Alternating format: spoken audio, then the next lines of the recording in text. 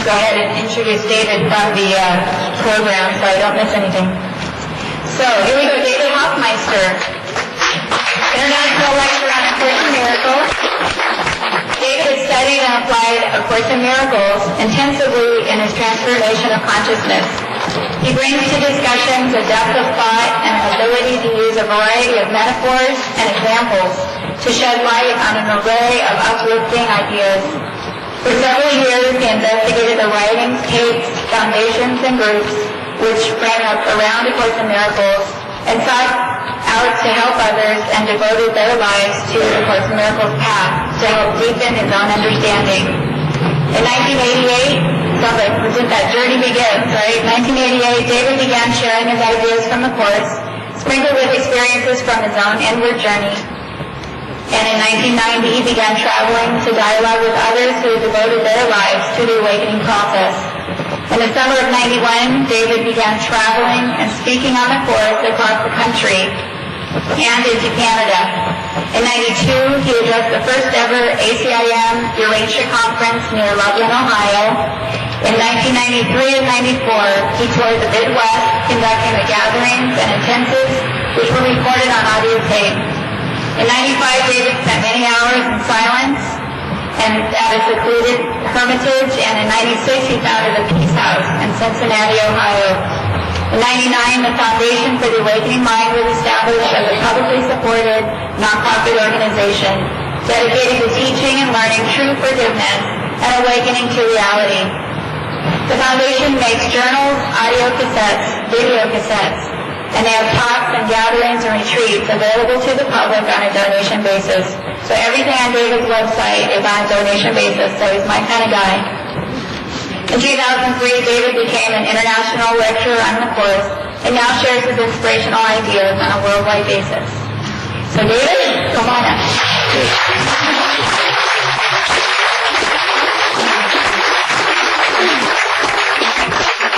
Yep. There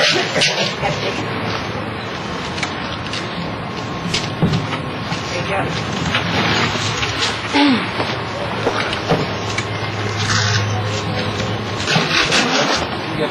Oh, it's here. Well, thank you, everyone. It's just wonderful being here at the One Center. To me, One is just such an expressive idea, an experience of what we really are. And I've used A Course in Miracles in find the best way to hold this here.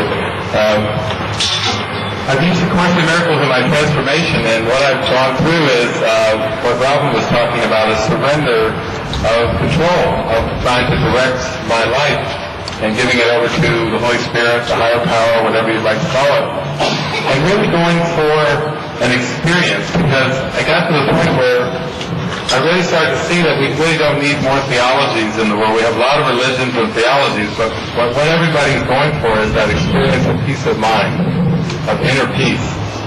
And as we were talking, even the drumming that started off about clearing, removing the obstacles, that's what the whole journey to peace is. It's just going within your mind and starting to realize that there's obstacles in there, that there's grievances, that there's hurts, there's a deep-seated, buried, unconscious belief system in separation.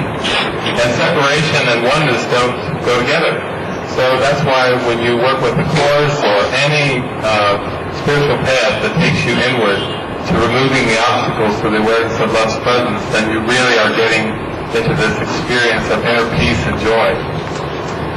I travel around the world now, and all of the United States and Canada, and I would say that I call these gatherings we have enlightenment intensives, because it's not any particular path. In fact, it's a joy when I find I just go meet myself over and over and over wherever I go. And it doesn't matter what culture I'm in. It doesn't matter whether the people even seem to speak the language that I speak. When I've been down to Argentina, I just did 19 consecutive gatherings down in Argentina in last March, and they had translators following me around speaking in Spanish, sometimes two translators at a gathering. When the translators would get stuck on a word, people would call out words from the audience, This was a culture down there in Argentina where there was like probably 85% Catholic, so Jesus is a very powerful symbol. But their economy has collapsed. The children are starving. They're kind of reaching a point in consciousness that a lot of people around the world are reaching, where they're desperate for an authentic spiritual experience. You know, they don't want another theology or to pray to some statue or to some painting or to somebody in spirit in the sky. They want the actual experience. So what I noticed in all of my gatherings in Argentina was when people came, and it was almost like revival. There was lots of tears. People were crying. There was lots of healing that was going on, spontaneous healings. There was one woman who was a psychologist who had such a deep-seated hurt that she was crying so much that another woman had to come behind her and put her arms around her and embrace her, so the woman couldn't even get her question out. But it was really a powerful experience for me, because it just shows how when you really have a passion for healing, and you really, really want to have that inner peace, your life may get thrown into seeming havoc or chaos, but as we've just heard, it turns around. And what Robin was sharing too is, I can so much relate to what her and her husband are going through right now with their children, in the sense that that's what my life was back around the turn of around 1990, 1991, because I was being guided. I received a calling to just go around and shine my light and share my joy. And initially my biggest concern was that I didn't have any financial backing. I didn't have CDs and money markets. I was not affiliated with any kind of organization or religion or anything. And the thoughts, I used to talk to Jesus a lot and kind of say, I don't know about where you live, but down here money doesn't grow on trees. You can't just go in your backyard and shake the tree and have $100 bills come floating down. But I kept hearing, just have faith, my child. Just go shine your light, share your joy, and I'll take care of the rest. And Jesus had said that 2,000 years ago about, look at the lilies of the field, they neither spin nor toil, and seek ye first the kingdom of heaven, and all things else will be added. And so when I got to the course, it was kind of like he was saying, in case you missed it, I've been saying this for like 2,000 years, but there's a passage in the course that says, once you have accepted his plan, the Holy Spirit's plan, as the one function you would fulfill, there will be nothing else the Holy Spirit will not arrange for you.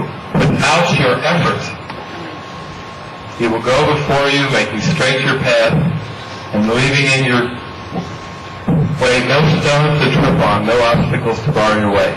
Nothing you need will be denied you. Not one seeming difficulty, but will melt away before you reach it. You need take thought for nothing except the only purpose you would fulfill. And when I read that passage, it was almost like Jesus was saying, did you get it? Did you get it?